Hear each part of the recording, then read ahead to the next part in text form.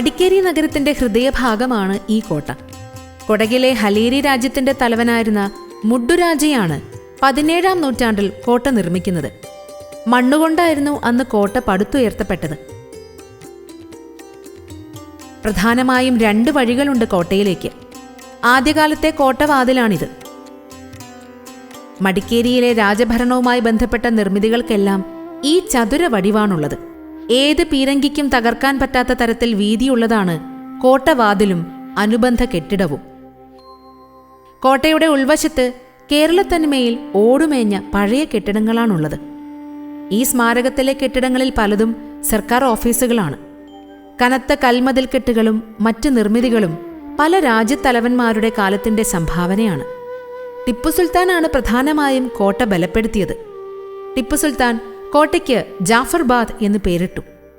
1812 ലിംഗരാജേന്ദ്ര രണ്ടാമന്റെ കാലത്ത് കോട്ട കൂടുതൽ ശക്തിമത്തായി.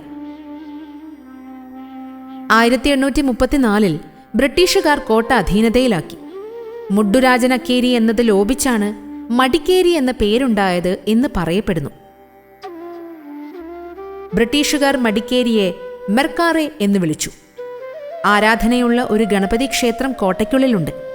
അന്നത്തെ കാലത്ത് അതിശക്തമായിരുന്ന 3 കാവൽപ്പുരകൾ കടന്നാലാണ് കോട്ടയുടെ ഉൾവശത്തെത്തുക. ബ്രിട്ടീഷുകാർ നിർമ്മിച്ച കോട്ടയിലെ സെന്റ് മാർക്സ് ചർച്ചാണിത്. ഇന്നിത് മ്യൂസിയമാണ്. മ്യൂസിയത്തിനുള്ളിൽ ജനറൽ ഫീൽഡ് മാർഷൽ KM കരിയപ്പയുടെ വസ്തുവകകളും പല രാജവംശകാലങ്ങളിലെ സ്മാരക ശിലകളുമാണ് കാണാനുള്ളത്. അന്നത്തെ കല്ലറകൾ മ്യൂസിയത്തിനടുത്ത് കാണാം. ഈ മ്യൂസിയത്തിനടുത്തുകൂടിയാണ് ഇപ്പോൾ കോട്ടയ്ക്കുള്ളിലേക്ക് വാഹനങ്ങൾ എത്തുന്ന വഴിയുള്ളത്. ഇതാണ് നമ്മൾ നടന്നു വന്ന ആദ്യത്തെ വഴി. മടിക്കേരിയിലെ പാലസും മ്യൂസിയവും അതിവിശാലമായ മൈതാനവും ഇവിടെ നിന്ന് ആസ്വദിക്കാം.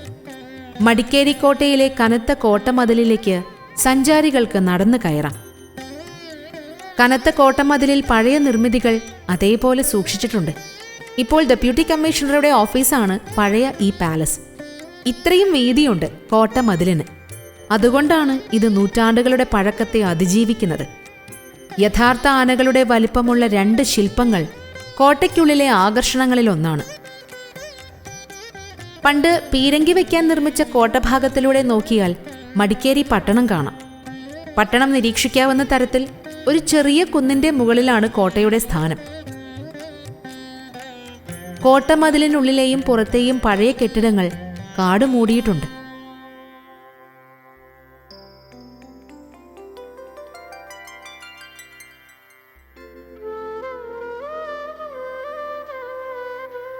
കോട്ടയുടെ മതിലിലൂടെ നടന്നാൽ പാലസിന് ചുറ്റും ഒരു പ്രദക്ഷിണം വയ്ക്കാം. കോട്ടയിൽ പ്രവേശിക്കാൻ ഫീസില്ല. എന്നാൽ മ്യൂസിയം സന്ദർശിക്കണമെങ്കിൽ നിശ്ചിത തുക നൽകണം.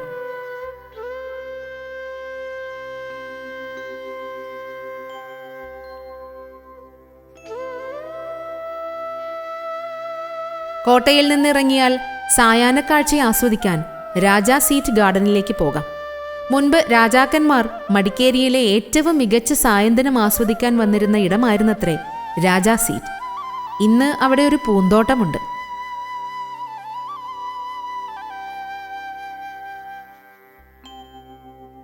കോട്ടവാതിലിൽ കണ്ട അതേപോലൊരു കെട്ടിടം ഈ പൂന്തോട്ടത്തിലുമുണ്ട്. വലിയൊരു ഓപ്പൺ തിയേറ്റർ പോലെ കുന്നിൻ ചെരിവിൽ പടവുകൾ നിർമ്മിച്ചിട്ടുണ്ട്. സഞ്ചാരികൾ അവിടെയിരുന്ന് കുടക് കുന്നുകളിൽ ഇരുട്ട് വീഴുന്നതും മഞ്ഞു മൂടുന്നതും ആസ്വദിക്കുന്നു. രാവിലെ 6 മണി മുതൽ വൈകിട്ട് 7 വരെ രാജാ സീറ്റ് ഗാർഡൻ സന്ദർശിക്കാം. ഇന്ത്യയുടെ സ്കോട്ട്ലൻഡ് എന്ന് വിശേഷിപ്പിക്കപ്പെടുന്ന മടിക്കേരി ഇപ്പോഴും മഞ്ഞു പുതപ്പിൽ ഉറങ്ങുന്ന ഒരു സുന്ദരിയാണ്.